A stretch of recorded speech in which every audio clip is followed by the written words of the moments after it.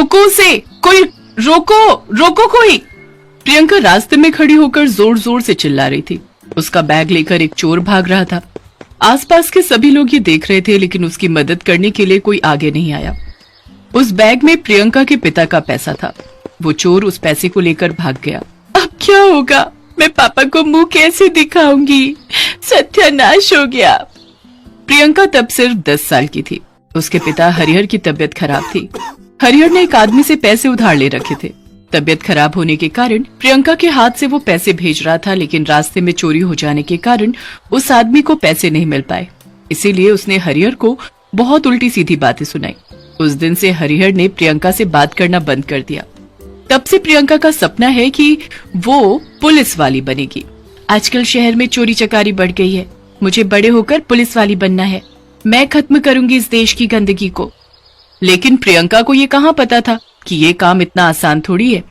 शहर के दूसरे हिस्से में आकांक्षा नाम की और एक लड़की बड़ी हो रही थी, और मधुपुर गांव में प्रियंका और आकांक्षा की उम्र की 2 लड़की कुसुम और माधवी भी बड़ी हो रही थी। इन चारों को आपस में तो कोई संबंध नहीं था, लेकिन ये चारों ही पुलिस वाले बनना चाहते थे, और इन चारों को जादू में बहुत ज्यादा विश्वास था। चारों ही टीवी पर हमेशा जादुई चीजें देखते रहते थे। अरे वाह, ये हुई ना बात। काश मुझे भी ऐसी कुछ जादुई शक्तियां मिल जाती तो मैं भी दुनिया वालों को दिखा देती। काश ऐसा हो जाए कि मैं जब चाहूं जहां चाहूं इन पंछियों की तरह उड़ पाऊं। और आकांक्षा को समंदर में मछलियों की तरह तैरना था। चारों अपने अपने सपनों की दुनिया में खो गए और चारों बड़े होने लगे। वो लोग जवान हो गए और सपना पूरा करने के लिए पुलिस कैंप में भर्ती हो गए। पापा, मुझे पुलिस बनने का मौका मिला है, क्या आप अभी भी मुझसे गुस्सा रहेंगे? लेकिन हरिहर ने उसकी तरफ देखा भी नहीं। प्रियंका आंखों में आंसू लेकर कैंप की ओर निकल पड़ी। चलो, जादुई शक्तियां तो हमें मिलना संभव नहीं है, लेकिन हम चारों का पुलिस वाली बनने का सपना पूरा हो जाएगा। हम चारों मिलकर इस शहर से क्राइम हटा देंगे। हाँ हाँ, हटा देंगे। कुसुम और माधुरी गांव से है। उनके माता पिता उनकी शादी करवाना चाहते थे, लेकिन वो दोनों पुलिस में भर्ती होने के लिए शहर चले आए। और आकांक्षा के तो माता पिता ही नहीं है। वो अपने चाचा और चाची के पास पली बड़ी है। इन चारों को ही अपने घर वालों को कुछ न कुछ करके दिखाना है, इसीलिए वो मेहनत करने लग गए और ट्रेनिंग के बाद उन लोगों की नौकरी भी लग गई। और उसी वक्त खबर आई कि जंगल के पास एक दुर्गा माँ के मंदिर में कुछ आतंकवादी छुपे हुए हैं। उन डाकुओं को पकड़ना होगा, लेकिन उन लोगों के पास बहुत सारे हथियार हैं और जंगल में उनका सामना करना आसान नहीं है। पुलिस को देखते ही वो मार देंगे। सर, आपकी इजाजत हो तो मैं एक प्लान बता सकती हूँ। हाँ बोलो। सर, आप हम चारों लड़कियों को जाने दीजिए। हम पुलिस की वर्दी पहनकर नहीं जाएंगे, उनको शक भी नहीं होगा। लेकिन तुम चारों लड़कियां ये काम कैसे करोगी? कर लेंगे सर, यही करने के लिए तो पुलिस में आए हैं। ठीक है, मैं तुम चारों को इस मिशन पर भेजूंगा। तुम चारों तैयार हो जाओ। वो चारों तैयार हो गए। पुलिस की यूनिफॉर्म उतारकर उन्होंने साधारण कपड़े पहन लिए और एक एक बंदूक अपने कपड़ों में छुपा ली। उसके बाद उस मंदिर की ओर चल पड़े। मंदिर के आसपास पहुंचते ही वो चारों चौकन्ने हो गए। वो रहा मंदिर। तुम तीनों चुप रहना, जो बोलना है मैं बोलूंगी। अरे, कुछ लड़कियां आ रही हैं। कौन है ये लोग? यहाँ क्या कर रही हैं ये? अरे सुनिए, आप लोगों को कुछ चाहिए क्या, खाना वाना? कौन हो तुम लोग? यहाँ क्या कर रही हो? हम पास के गांव से आए हैं। सुना कि आप लोग यहाँ फंसे हुए हो, इसीलिए पूछने आ गए। ठीक है, हमारे लिए खाना लेकर आओ। प्रियंका का आइडिया काम आ गया। प्रियंका ने बाकियों से धीमी आवाज में कहा, मुझे पक्का यकीन था कि ये लोग भूखे होंगे, इसीलिए मैंने ऐसा किया। अब अंदर जाएंगे और इन लोगों को पीछे से गोली मार देंगे। चलो साथियों। प्रियंका, आकांक्षा, कुसुम और माधुरी मंदिर में घुस गए, लेकिन तभी एक डाकू ने आकांक्षा के पास बंदूक देख ली और उसने चिल्लाकर कहा, ये सब पुलिस वाले हैं, ये हमें धोखा दे रहे थे, मारो इनको। ये बोलकर उन लोगों ने गोली चलानी शुरू कर दी और आकांक्षा के पैर में गोली लग गई और वो नीचे गिर पड़ी। भागो यहाँ से, इन लोगों के साथ और भी पुलिस के लोग हो सकते हैं। इन चारों को तो बाद में देख लेंगे। मुझे तुम लोगों को भेजना ही नहीं चाहिए था। तुम लोगों ने उन लोगों को और ज्यादा चौकन्ना कर दिया। अब तो उन डाकुओं से जीतना असंभव है। नहीं सर, हम पर भरोसा रखिए, हम करके दिखाएंगे। लेकिन कमिश्नर साहब ने प्रियंका की बात नहीं सुनी। उन्होंने उन चारों को ही नौकरी से निकाल दिया। हम ऐसे घर नहीं जा सकते, हमारा सपना टूट गया। नहीं, घर नहीं जाएंगे, हम उन डाकुओं को पकड़कर ही दम लेंगे। आकांक्षा भी लंगड़ाते हुए उन लोगों के साथ चलने लगी। वो लोग उसी दुर्गा मंदिर में चले आए और वहीं पर रात बिताने का सोचा। हे दुर्गा माँ, ये क्या हो गया? हमने तो पूरी कोशिश की थी, लेकिन हमारे साथ ही ऐसा क्यों हुआ? चारों रोने लगे और रोते रोते सो गए और वो चारों एक ही सपना देखने लगे। उन लोगों के सपने में स्वयं दुर्गा माँ आई। तुम लोगों ने बहुत बहादुरी का काम किया है, उन पापियों को मेरे मंदिर से भगाया है। मैं तुम चारों से प्रसन्न हूँ, इसीलिए मैं तुम लोगों को वरदान देना चाहती हूँ। प्रियंका, आज से तुम मकड़ियों की तरह कहीं भी चढ़ सकोगी और अपने हाथ से जाल बुन सकोगी। कुसुम, तुम पंछियों की तरह आसमान में उड़ सकोगी। आकांक्षा, तुम्हारा जख्म ठीक हो जाएगा और तुम पानी में मछलियों की तरह तैर सकोगी और अपनी सांस रोककर पानी के अंदर जा सकोगी। और माधुरी, तुम अपनी जादुई शक्तियों से किसी से भी सच उगलवा सकोगी। तथास्तु। सुबह हो चुकी थी। ये क्या सपना देखा मैंने? क्या ये सच है? अरे, मैंने भी तो देखा कि दुर्गा माँ मुझे वरदान दे रही थी। चारों ने एक ही सपना देखा। ये सुनकर चारों हैरान हो गए और प्रियंका ने कहा, रुको, मैं कोशिश करके देखती हूँ। ये बोलकर प्रियंका ने अपना हाथ आगे किया और उसमें से मकड़ी का जाल निकलने लगा। उसे देखकर कुसुम पंछियों की तरह उड़ने लगी और आकांक्षा का जख्म ठीक हो गया और वो पास के तालाब में सांस रोककर बैठी रही। तो अब देर किस बात की? चलो जंगल के अंदर, पकड़ते हैं उन बदमाशों को। चारों जंगल की गहराई में चले गए। वो तीनों डाकू एक पेड़ के नीचे बैठकर आराम फरमा रहे थे। उनको लगा था कि यहाँ कौन ही आएगा उन्हें ढूंढने, लेकिन ये चारों चले आए मरने। हम नहीं, तुम तीनों मरोगे। आक्रमण साथियों! प्रियंका ने अपने हाथ से जाल निकालकर एक डाकू को पेड़ के साथ चिपका दिया। एक डाकू ने नदी में छलांग लगा दिया। आकांक्षा ने भी नदी में छलांग लगा दी और मछलियों की तरह तैरकर उसे पकड़ लिया। और कुसुम ने उड़ते हुए और एक डाकू को पकड़ लिया और उन लोगों को पकड़कर वो चारों कमिश्नर साहब के पास ले गए। वाह, तुम चारों ने बहुत बहादुरी का काम किया है। ए डाकू, बता, तेरे बाकी साथी कहाँ हैं? उन लोगों का प्लान क्या है?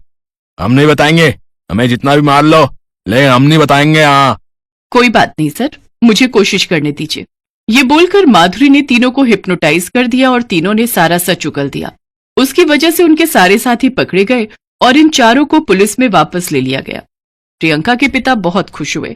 सभी के घर वाले गर्व करने लगे और इसके बाद से इन चार जादुई पुलिस वाली ने शहर में एक भी क्राइम नहीं होने दिया। रमा, मधु और सुधा आशा देवी की 3 सरकारी बहुएं।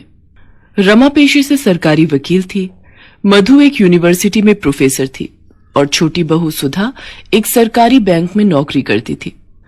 तीनों बहुएं नौकरी वाली थीं, इसलिए तीनों ही पूरा दिन व्यस्त रहती थी। इसी वजह से रोजाना किसी न किसी बात पर तीनों बहुओं में लड़ाई हो ही जाती थी, खासकर तब जब होता था इतवार, यानी कि संडे। क्या बात है आशा जी, आज सुबह सुबह सब्जी मंडी होकर आ रही हो? आज इतवार है ना, बहू बेटे देर से सोकर उठेंगे, सोचा घर पर क्या करूं, मंडी ही हो आती हूँ। अच्छा, आज तो तीनों बहुओं की छुट्टी होगी। चलो बढ़िया है, तीनों बहुएं सरकारी नौकरी वाली हैं। वैसे तीनों ही काम वाली हैं तो आपस में बर्तन खड़क ही जाते होंगे। अरे नहीं, मेरी तीनों बहुओं में बहुत प्रेम है, उनमें कभी कोई लड़ाई नहीं होती। अभी तक तो सब उठकर अपना अपना काम निपटा चुकी होंगी। अपनी वकालत घर में मत झाड़ो भाभी, मैं भी बड़े स्कूल में प्रोफेसर हूँ, मुझे भी गणित आती है। आलू के पराठे में प्याज नहीं डलेंगे, सिर्फ आलू पराठा ही बनेगा। अच्छा, मैं भी देखती हूँ कि तुम आलू के मसाले में प्याज कैसे नहीं मिलाती हो। तुम अकेले आलू का पराठा खाने वाली नहीं हो, हम सब हैं। अरे तो किसने मना किया? 6 आलू हैं, 2-2 तीनों के हो गए, ये 2 मेरे, ये 2 मेरे। ओहो, बहुत बढ़िया, खुद दोनों ने बढ़िया बढ़िया आलू रख लिए और मुझे ये गले हुए खराब दे दिए। बड़ी चालाक हो आप दोनों तो। अरे मैं भी बैंक में नौकरी करती हूँ, सारा हिसाब किताब मुझे भी पता है। ये आधा आलू खराब है, ये मैं क्यों रखूं? मैं अपना आलू नहीं दूंगी। मैं भी क्यों दूं? इतनी मुश्किल से संडे आता है, आलू पराठे खाने का ये मौका मैं क्यों छोड़ दूं? आलू तो मैं लेकर ही रहूंगी, देखती हूँ कौन मुझे रोकता है। हे भगवान, मैं मोहल्ले में कहती फिरती हूँ मेरी तीनों बहुएं गऊ हैं, मुंह में जबान नहीं है, तीनों में प्रेम है, पर यहाँ तो एक आलू के लिए महाभारत छिड़ी हुई है।